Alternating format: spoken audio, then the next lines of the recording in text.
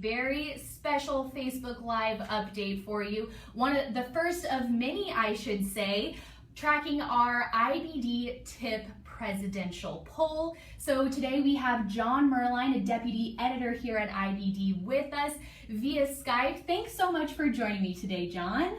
Absolutely, my pleasure. All right, so today's results actually showed Trump pulling ahead of Clinton by 1 point, headed into tonight's debate. So is this result surprising, would you say? Well, yeah, definitely. Most of the polls, now this was the four-way poll, so this is the poll that included that allowed people to pick Johnson and Stein, the two independent candidates.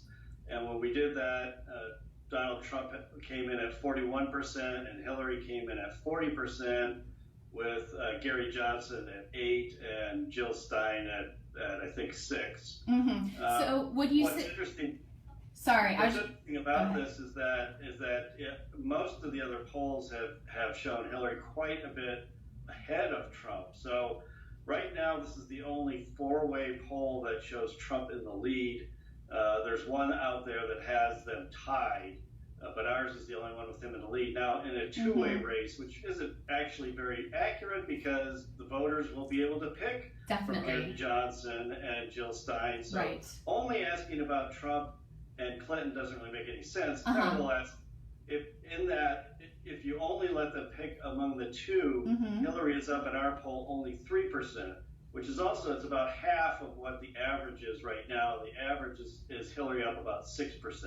Okay, so when you take a look at that four-way race and Trump pulling ahead, does that say more about him gaining support or Hillary losing support to these third-party candidates?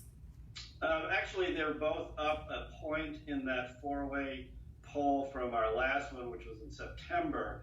Going forward, we're going to be updating daily, but the last time we asked this, Trump and Clinton were tied at 39%. What is most interesting about this from my perspective is the fact that Trump is doing as well as he is, given that there's just been a barrage, an absolute hurricane of negative news about Trump. You can't even turn on your computer without getting negative information about Trump. And it's just been wall to wall. So the fact that he's doing as well as he is in our poll is quite surprising. Right now, headed into tonight's debate, how do you think that this will change the poll's results in the coming days and weeks? Well, it really depends a lot on the performance of both candidates, obviously. Not as many people will probably tune into this one as tuned into the first debate. Right. Donald Trump, sort of everybody agrees, did a pretty lousy job. He did much better in the second debate. It's possible that people will tune in just because they want to see how he responds to a lot of the allegations that have come out since the second debate. And how this will affect the polls it's hard to tell because most people have made up their minds at this point, and we don't have very many who are undecided. I think there's only about 4.5% are undecided. Okay. And so there's not a ton of wiggle room necessarily, but I think really it's up to Trump to do well enough to get people to rethink their views about him, that is independence, and say, yeah, I'm going to give this guy a second look, and he doesn't seem to be the monster that everybody's portraying him as. But with Trump, it's always a crapshoot. You have no idea what he's going to do or how he's going to perform. So it'll be interesting to see how it plays out for sure. But how the effect on the polls really depends entirely on how well or badly both of the candidates perform. If Hillary commits some major faux pas, that will certainly affect her. Right. So in the coming days, we have this poll, as John mentioned, coming out each day up until Election Day. What are some of the key data points that you are looking at, whether it's voter intensity, likely winner, or some other data points there?